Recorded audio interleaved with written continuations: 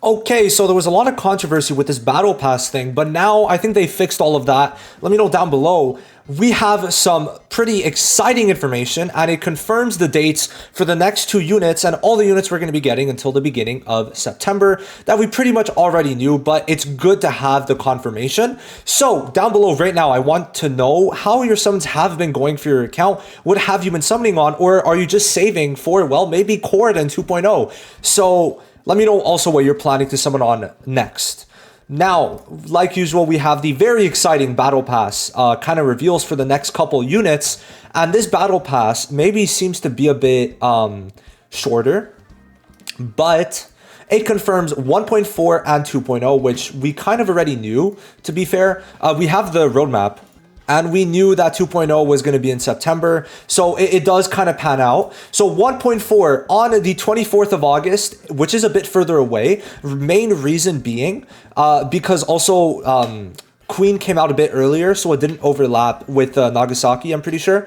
So that was the main thing, because it's 2 nuke units. You don't want to release them, you know. So they had to release it a bit earlier. And yeah, so 1.4 is going to be Phoebe on the 24th, and then what, like 10 days after, which is kind of crazy, we're going to be getting Cord on September 4th alongside Wind, which is going to be very excitingly our first Rico. So that is actually very cool. I still cannot figure out this ad block thing. I turned it off in Opera. I have these turned off. I don't know. It is what it is. They're not going to get ads for me, I guess. So we're going to talk about the kits and kind of get into it. And yeah, so those are going to be the next 3 units. And it basically does confirm, like in September, well, we're going to be getting the summer units in September, which I'm happy at least it's not going to be, also, bro, Marion, oh my God. It's not going to be snowing by the time we get them, at least not in Canada, because September, I mean, it's going to be cold, but it's not going to be snowing, right? I remember for Black Clover Mobile, we got the swimsuit units in November. That was pretty funny. That was pretty funny. So, starting off, we got Phoebe. I think I'm going to do the same abbreviation as Wuwa has and just call her Peebs. Okay, I'm not going to lie. So, she now, we have to keep in mind, is not... Okay, you know, I'm sorry, Pride One. I'm sorry, I turned it off. She is not going to be on standard till 6 months later, which if she's coming in August, then... Well, let's see. So, August, right? So, the 24th. So, we got set 1 month, 2 month, 3 month, 4 month, 5. She'd be in February. Like, she's going to be in 2026 February when she should have been... Well, she would have... Usually, she should have been regularly released in standard in September, but it's going to be in February 2026.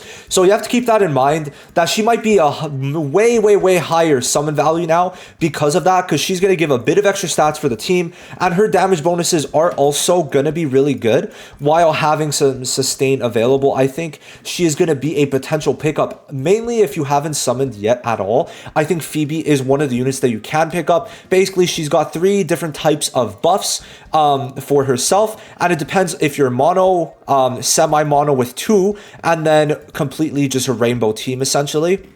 And that's going to give different damage bonus buffs here. So for example, if you have a mono team and then Phoebe, where you're getting 120% of the elemental damage increase, right? So that's going to be basically how she's going to work. And she's going to work very well, because you have to keep in mind the next Navis after that, I think are in 3.0. No. She's in 2.0, right? Futaba's in 2.0. And then afterwards, the thing is, then it's really much later that we're going to be getting her in 4.0. So it's like almost a lot later. So Phoebe's going to carry you for a while, since it doesn't seem like we're really speeding up super quickly. It's really just going to be like that, right? I'm just saying, to the point where it's like Phoebe's going to be there for a while. So it's up to you. You can work with 4 stars for sure. Right, it's a definite possibility. Also, because Rico's going to be there, right? She's going to come at the same time as Cord. And now let's get into Cord. So Cord is still fucking broken to where I think almost everyone will be summoning on her.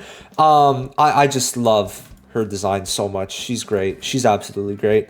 And she's going to be amazing. And basically, to my understanding, it's going to be that... So, Rico really comes out on banner with Summer Motoha. The thing is, and Summer Motoha is in September, but she's going to release alongside Cord, because she's a main, like, main team unit, right? So she's part of the main cast. And because of that, Rico is going to be given out for free in 2.0. So you're going to be able to get the Navigator for free, which is great. And then afterwards, Summer Motoha is going to have high value because she's going to be alongside Rico with that. And you're going to be able to get her dupes, which I don't really think her dupes are going to be too crazy, but you could definitely get her dupes afterwards with Summer Multiha, so that's going to be a thing. Summer Multiha's banner is also very good. If you don't have Luful maxed out, well, I would definitely say it's a pretty high value banner, all things considered, if they keep the same 4-star, so keep that in mind.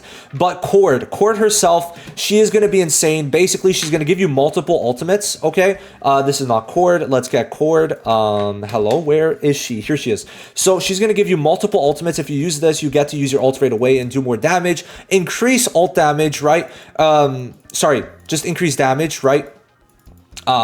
She's gonna be surrounding around, she's like, her kit surrounds ults, right? Skill 3, her passive here, right?